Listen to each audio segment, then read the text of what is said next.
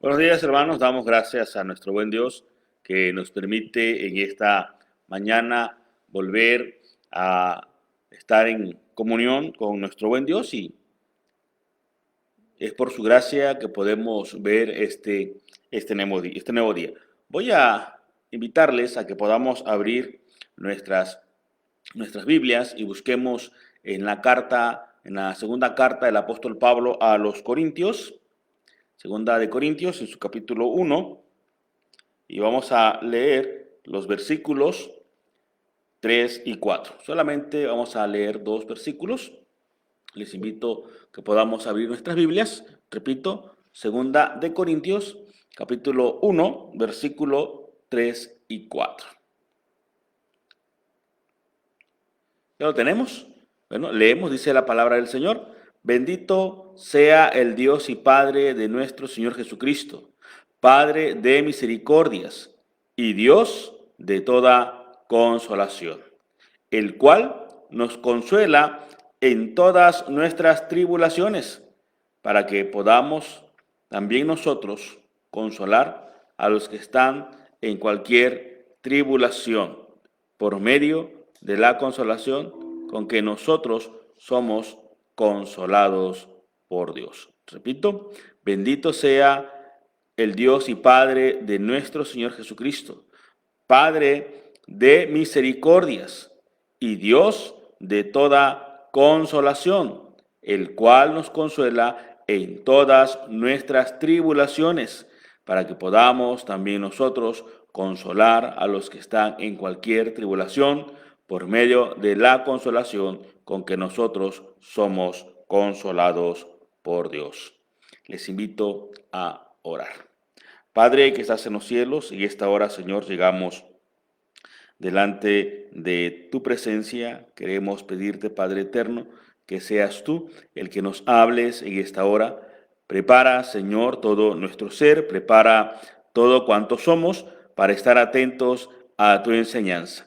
Y te rogamos también, Padre, que todo lo que se diga en esta hora sea palabra tuya y no sea, Señor, palabra del hombre o invención del ser humano, sino que seas tú, Señor, hablándonos a cada uno de nosotros y trayendo, Señor, fortaleza a nuestra vida, fortaleza a nuestro espíritu, pero también, Padre eterno, trayendo consuelo y trayendo paz a la vida de cada uno de nosotros. En tus manos, pues, Padre eterno, nos ponemos en el nombre de Cristo Jesús.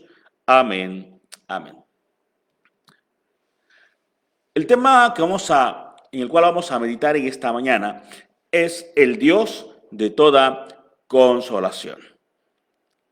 Y tal vez al escuchar el tema de la alabanza o la melodía del canto que escuchamos hace un ratito, tal vez nos podamos preguntar, bueno, ¿por qué pone el pastor esa alabanza? Si ese canto lo usamos cuando hay muerte o cuando estamos en un culto fúnebre. Bueno, el día de hoy el tema va precisamente relacionado a ese momento de la partida de un ser querido o de un familiar. Y es por eso que esta mañana vamos a abordar este tema de el Dios de toda consolación. Hermanos, hoy estamos viviendo tiempos muy difíciles, tiempos donde la preocupación nos invade, tiempo donde nos embarga la preocupación, donde estamos o nos estamos cuidando para no ser contagiados de este virus que está azotando no solamente nuestro estado, no solamente nuestro municipio, sino que está azotando al mundo entero y que ha traído pesar, ha traído dolor a muchas familias, las cuales han sufrido la separación de algún familiar debido a la muerte. Pero que cuando nuestro familiar ha sido lavado con la sangre de Cristo y han sido perdonados sus pecados, saber eso, trae fe, trae esperanza a nuestras vidas. Aunque tenemos la seguridad de que nuestro familiar o nuestro amado ha partido para estar con el Señor y que está vivo, Y en el cielo, las lágrimas llenan nuestros ojos. Nuestros corazones se llenan de tristeza, se llenan de pesar por la ausencia de nuestro familiar que ya no estará con nosotros. Y aunque tal vez hemos llorado en los funerales, también debemos de tener consuelo y debemos de tener seguridad de saber que aunque nos duele ese momento, de saber que aunque es muy difícil, tenemos que entender que nuestro familiar está con el Señor, por cuanto un día tomó la decisión de entregar su vida a nuestro Dios. Debemos caminar juntos en un tiempo de dolor como este. El dolor, la tristeza y el desconsuelo se hacen presentes en nuestras vidas. Aunque seamos cristianos, aunque tengamos fe en Dios, esto se hace presente, el dolor, la tristeza y el desconsuelo se hace presente en nuestras vidas. Somos seres humanos y como seres humanos nos dolemos, nos entristecemos y pareciera que no hay consuelo.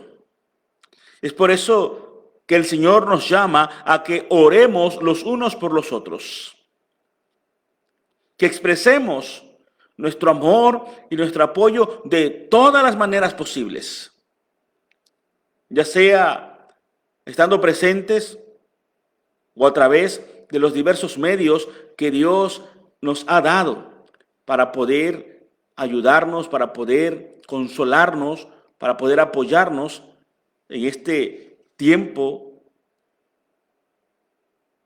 de crisis que estamos atravesando.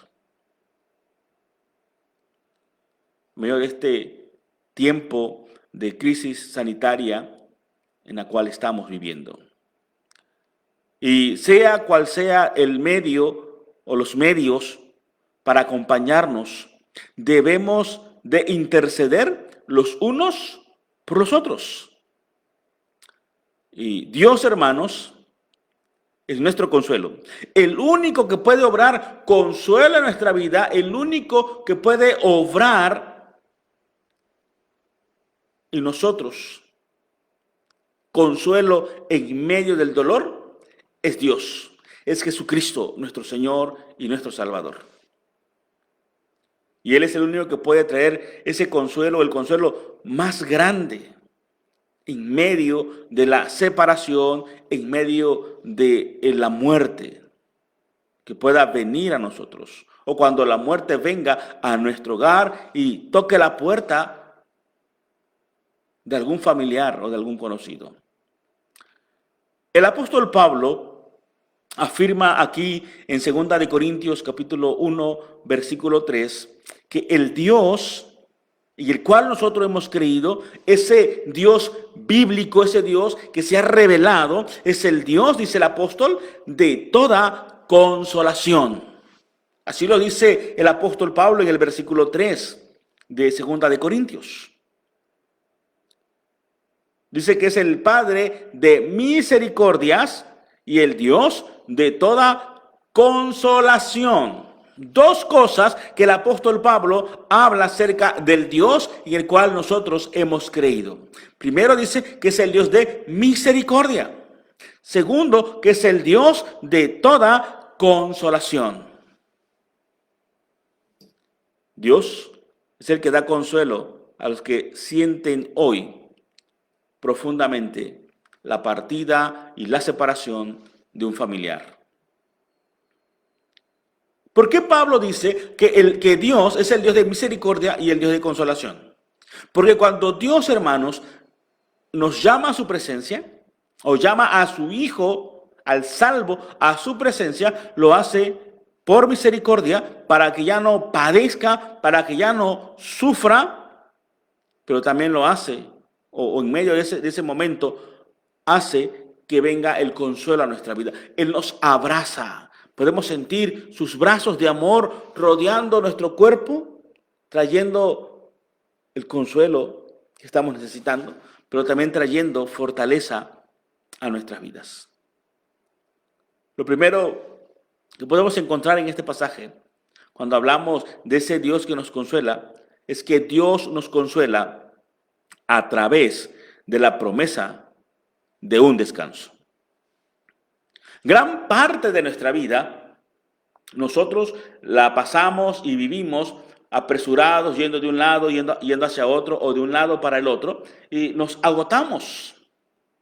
Pero la Biblia promete, o Dios nos promete a través de la Escritura, un descanso para los que están cansados.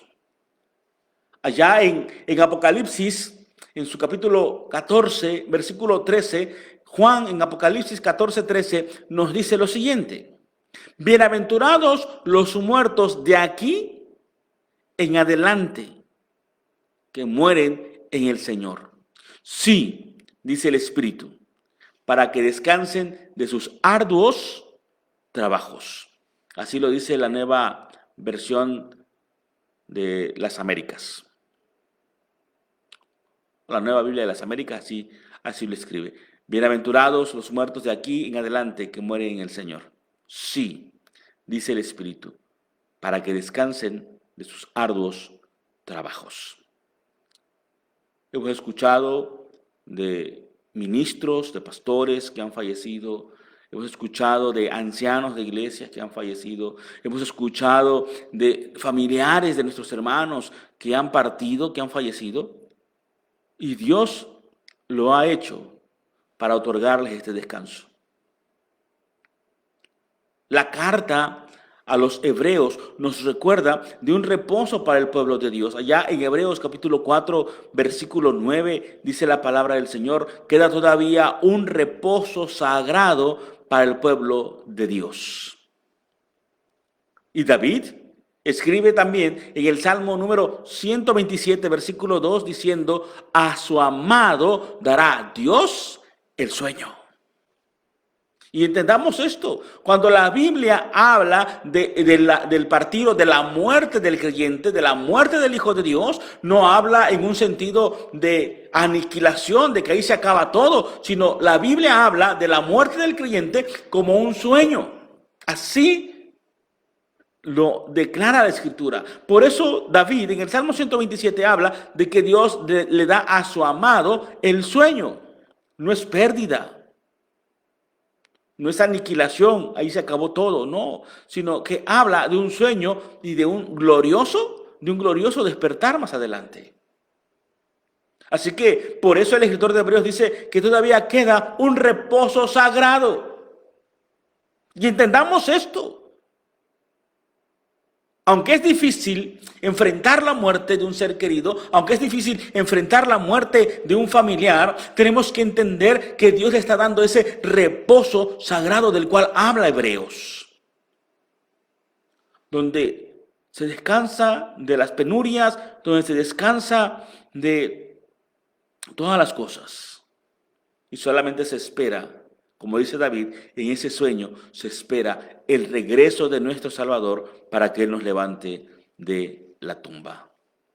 Una persona que ha padecido enfermedades o que ha padecido un largo proceso de enfermedad, imagínese usted, ¿cree que no anhela el descanso? Una persona que por su edad avanzada, que por su vejez está padeciendo, ¿cree usted que no anhela el descanso?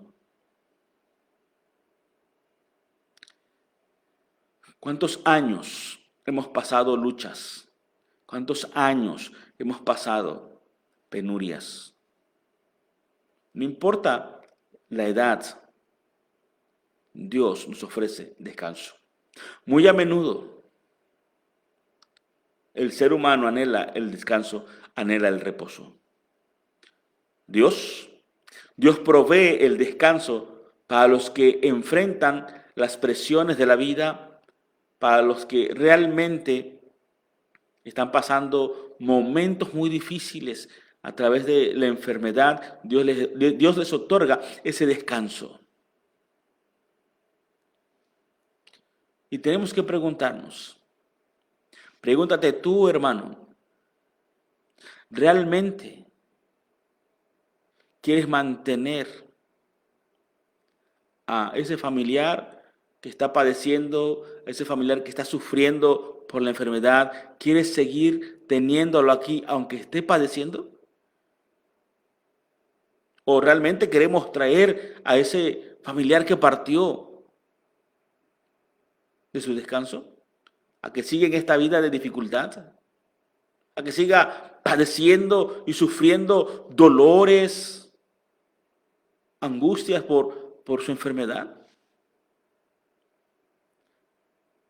Veamos lo que el Señor nos dice a través del profeta Isaías en el capítulo 57, versículo 1 y 2. En Isaías 57, 1 y 2 dice el Señor, o aquí nos habla del descanso y dice: muere la gente honrada y a nadie le llama la atención. Desaparece la gente buena y nadie entiende que la muerte los libra de sus males. Ellos me obedecieron en todo, dice el Señor, y ahora descansan en paz.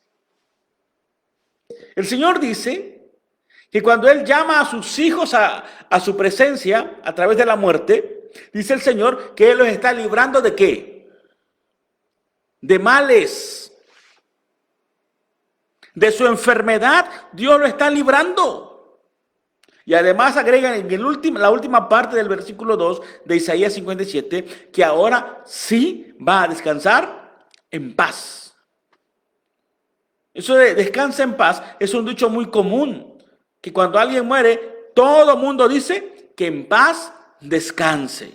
Pero aquí dice Isaías que solamente pueden descansar en paz aquellos que han muerto en Cristo, porque Dios para eso los llama. Para eso Dios permite que pasen la muerte, para descansar de sus males y para que ahora sí puedan descansar en paz.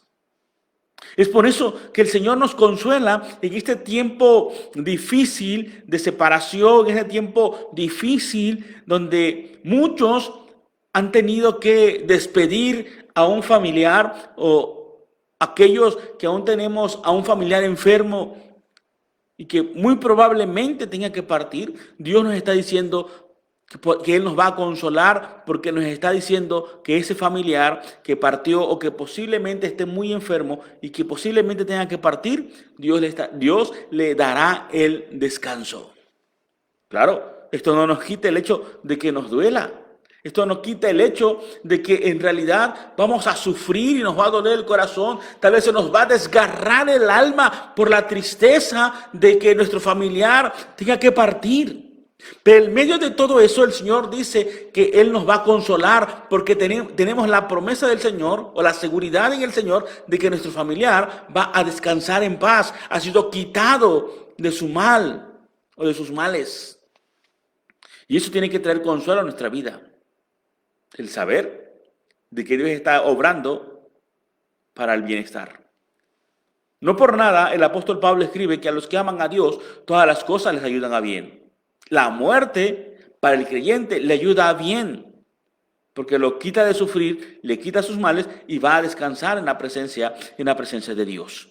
Y eso tiene que traer consuelo a nuestras vidas. En segundo lugar, Dios nos consuela con la promesa de la resurrección.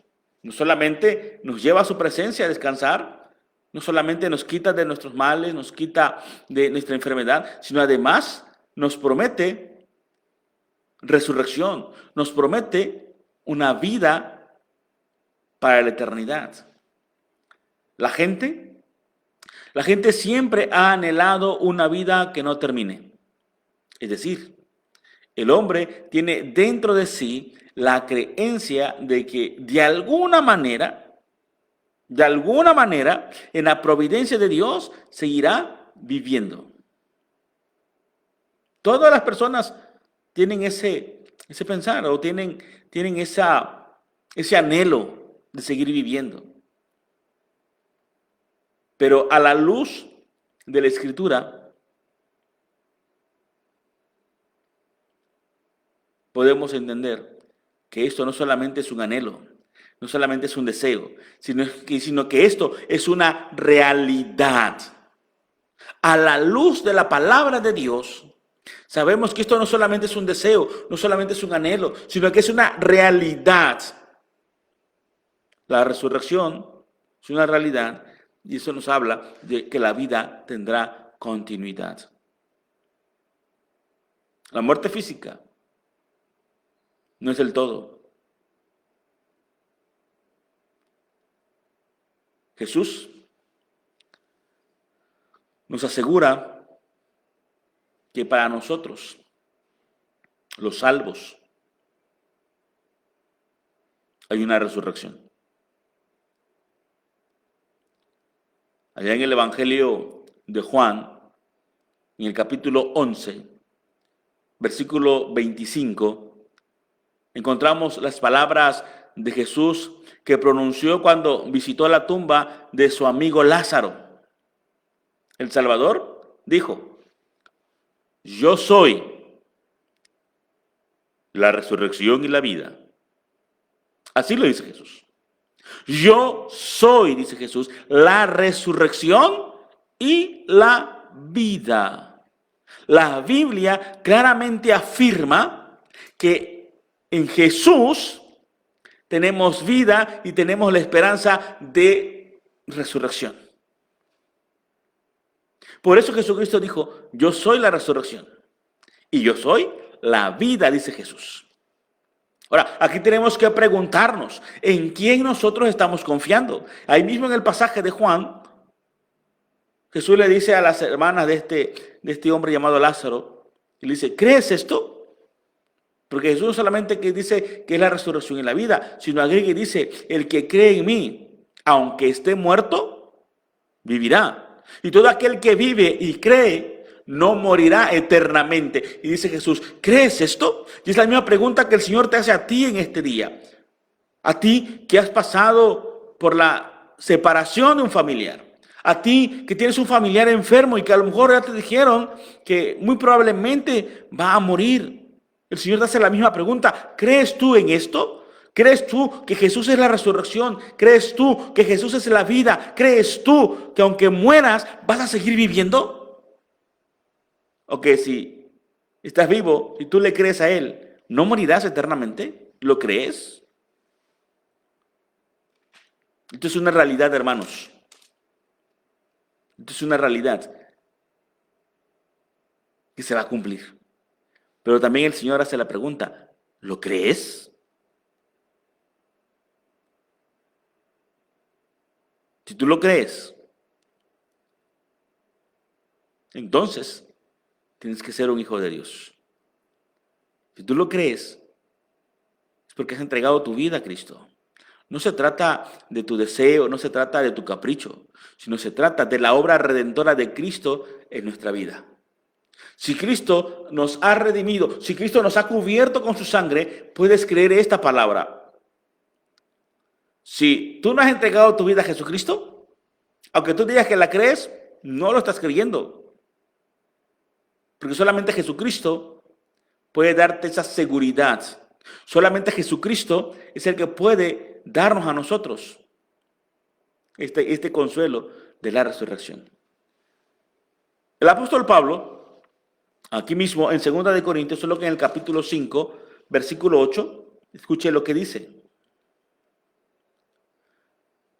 2 Corintios, capítulo 5, versículo 8, dice el apóstol Pablo: pero confiamos y más quisiéramos estar ausentes del cuerpo y presentes al Señor. En otras palabras, el apóstol Pablo está diciendo que es mejor morir para estar con el Señor que seguir aquí en esta tierra. Así lo dice el apóstol Pablo. Mejor es estar ausentes del cuerpo y estar presentes delante del Señor. Y no es que Pablo tenga pensamientos suicidas, sino que el apóstol entendió esa parte del descanso. El apóstol entendía la promesa de la vida eterna, porque ciertamente podremos dejar de existir en este mundo, en este plano terrenal, pero estaremos viviendo en la presencia de Dios. Por eso Pablo dice, es mucho mejor estar en la presencia del Señor que estar en este mundo, en esta tierra. Y hay una promesa aún mayor. Ahí mismo, aquí mismo, más que en Primera de Corintios, en su capítulo 15, versículo 52 hasta el 55. Aquí el apóstol declara que cuando Jesús venga, Él nos va a resucitar, va a transformar nuestros cuerpos. Nuestro cuerpo, hermano, es débil, es frágil, es corrupto, dice el pasaje bíblico. Y es corrupto porque se va descomponiendo. Por eso es que cada día nos vamos enfermando. Cada día nos enfermamos de algo o surge una nueva enfermedad porque nuestro cuerpo es corrupto, se va desgastando, se va descomponiendo día con día. Y la promesa del Señor es que nuestro cuerpo en la resurrección ya no será corruptible, ya no se va a descomponer, ya no se va a enfermar. Es por eso que esa es una promesa mayor, la de la resurrección. Por eso Pablo, en 1 Corintios capítulo 15, versículos 52 hasta el 55, declara que cuando venga Jesucristo y resucite nuestros cuerpos mortales y débiles, serán transformados en cuerpos incorruptibles, en cuerpos en los cuales ya no habrá efecto de enfermedad. En Romanos 8. Y en 1 Tesalonicenses capítulo 4, versículos 16 y 17, Dios nos dice claramente que tendremos cuerpos glorificados. Que un día se unirá, ese cuerpo transformado, ese cuerpo glorificado, se unirá con nuestro espíritu o con nuestras almas para vivir por la eternidad. Por eso en Tesalonicenses dice el apóstol, no quiero, hermanos, que ignoréis lo que sucede con los que mueren en Cristo o con los que duermen en el Señor. Nosotros los hijos de Dios, los creyentes, no podemos ignorar esto. Si tú lo ignoras es porque aún no conoces a Cristo, es porque no has entregado tu vida a Jesucristo. Pero si tú eres un cristiano, si tú has entregado tu vida a Jesucristo, no puedes ignorar esto. De que tu familiar que ha partido, el Señor lo va a resucitar y lo va a resucitar con un cuerpo totalmente transformado. Si tu familiar murió de diabetes y en el transcurso de su enfermedad tuvieron que amputar una parte de su cuerpo, cuando el Señor lo levante, cuando el Señor lo resucite, lo resucitará completo y su cuerpo ya no será vuelto a enfermar. Si tú moriste de, no sé, presión alta, cuando el Señor te resucite, ya no vas a padecer de la presión. Si tu familiar falleció de cáncer, cuando el Señor lo levante, ya no tendrá cáncer en su cuerpo, será totalmente transformado y estará sano, así lo declara la Escritura. Nuestro Dios, a través también del apóstol Pedro, nos da una promesa de resurrección. Pedro, en su primera carta, capítulo 1, primera de Pedro capítulo 1, del versículo 3 al 5, nos da esta promesa de resurrección. Y escuche bien. Dice, bendito el Dios y Padre de nuestro Señor Jesucristo, que según su grande misericordia nos hizo renacer para una esperanza viva por la resurrección de Jesucristo de los muertos, para una herencia incorruptible, incontaminada e inmarcesible, reservada en los cielos para vosotros, que sois guardados por el poder de Dios mediante la fe para alcanzar la salvación que está preparada para ser manifestada en el tiempo postrero. Ahora entendamos aquí que el término salvación también tiene que ver con salud o con sanidad.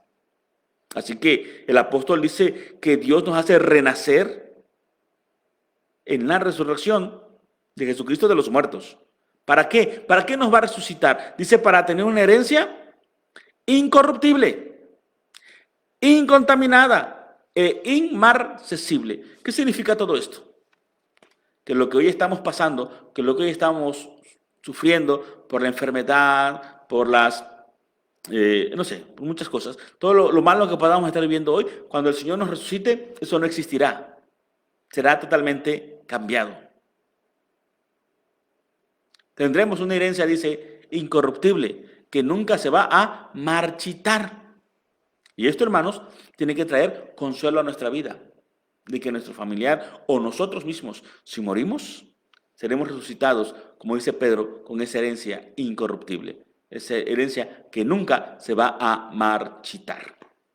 Así que Dios nos consuela con el descanso de que seremos quitados de padecer. Dios nos consuela con la promesa de la resurrección, pero en tercer lugar, Dios nos consuela con la promesa de una recompensa. El Señor da buenas recompensas. Si no, analiza tu vida presente y te darás cuenta que Dios te ha dado recompensa tras recompensa tras recompensa diariamente. Porque así lo promete el Señor. Y ahora nos da también el consuelo de esa promesa que la encontramos en Juan capítulo 10, versículo 10, que dice que Él ha venido para que tengamos vida y vida en abundancia. Así que ese consuelo de la promesa es tener vida abundante. Aquellos que no han recibido a Jesucristo como Salvador personal deben de abrir su corazón, su mente a Jesús, creyendo en Él y recibiéndolo como su Salvador para poder tener la vida abundante de Dios. La recompensa de una vida hermosa nos espera. Cuando leemos las gloriosas palabras de Primera de Juan, capítulo 3, versículo 2 y 3, no podemos, hermanos, menos que impresionarnos con lo que Dios tiene para su pueblo. Y escuchemos esa promesa que el Señor tiene para nosotros en Primera de Juan. Primera de Juan, en su capítulo 3, versículo 2 y 3. Dice así: Amados, ahora somos hijos de Dios y aún no se ha manifestado lo que hemos de ser. Pero sabemos que cuando Él se manifieste, seremos semejantes a Él, porque le veremos tal como Él es. Y todo aquel que tiene esta esperanza en Él, se purifica a sí mismo, así como Él es puro. Dice que seremos como es Jesucristo. Y si vemos en los evangelios, cuando Jesús resucita, ya no tenía las leyes naturales, no tenían efecto en su cuerpo. Seguía teniendo un cuerpo, pero ya no estaba sujeto a las leyes. Es por eso que Pedro dice que será incorruptible. Así que, hermanos, esas palabras gloriosas de Juan, de Primera de Juan, capítulo 3, versículos 2 y 3, no puede hacer otra cosa más que dejarnos bien claro lo impresionante que Dios tiene para su pueblo. Lo que Dios hará para su pueblo. Cuando la reina de Saba visitó a Salomón, declaró: era verdad lo que había oído. Yo no creía en las palabras hasta que vine, y mis ojos lo han visto. Y aquí que no se me había contado ni la mitad. Imagínense, si esto dijo esta reina de lo que Salomón, un hombre imperfecto y pecador, había hecho. Ahora imaginémonos esto en relación a lo que Dios quiere hacer en tu vida y en mi vida y en la vida de los que han partido. Job lo dice de otra manera. Job dice: de oídas te había oído, mas ahora mis ojos te ven. Cuando nosotros o cuando nuestro familiar parte a la presencia de Dios, como hijo de Dios, como salvado por Dios, recibe el cumplimiento de todas y cada una de las promesas que Dios nos ha dado. Pero también a nosotros, los que aún estamos aquí con vida, tenemos que recibir a Jesucristo como Salvador. Pero también tendremos esa promesa de que seremos transformados, seremos glorificados, porque tenemos que ser imagen de nuestro Salvador. Y eso, hermanos, es una vida asombrosa, es una vida de gloria para siempre. Consagrarnos para servir al Señor. Nos espera la recompensa de una hermosa comunión con el Señor. Podremos sentarnos con los profetas, con el salmista, con los poetas, con los apóstoles y, sí, hasta con Jesús. Los redimidos de todas las edades van a estar allí. Las huestes angelicales, millones de ellas, nos estarán esperando en el cielo. ¿No se imagina o no cree usted que esto será un compañerismo para siempre? Hay un canto, no sé si usted lo haya escuchado, es de DC Retro, se llama Cielo.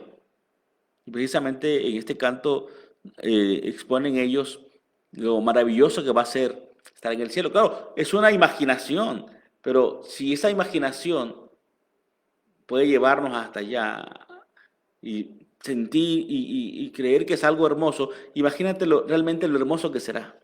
Te invito a que puedas buscar este canto, se llama Cielo, DC Retro, si no mal recuerdo. Escúchalo y te darás una idea de lo que puede ser ese tiempo de comunión en el cielo con nuestro Señor y con nuestro Salvador Jesucristo. El Dios de la Escritura, hermanos, es el Dios de toda consolación, porque siempre, siempre cumplirá su promesa, la promesa del descanso para nuestras almas. Sin importar las condiciones de nuestra muerte, Él cumplirá su promesa. Segundo, es el Dios de toda consolación, porque nos promete nueva vida en la resurrección para nunca más morir ni separarnos, sino permanecer para siempre con Él. Tercero, es el Dios de toda consolación, porque nos dará la recompensa prometida en esta vida presente y aún en la venidera. Que el Señor nos bendiga y que Él consuele nuestras vidas si hemos experimentado la partida de algún familiar. Si tenemos algún familiar enfermo, confiemos en el Señor, que Él hará lo que es mejor. Y si Él determina que lo mejor es partir, bendito sea su nombre, alabemos y glorifiquemos a nuestro Dios. Amén.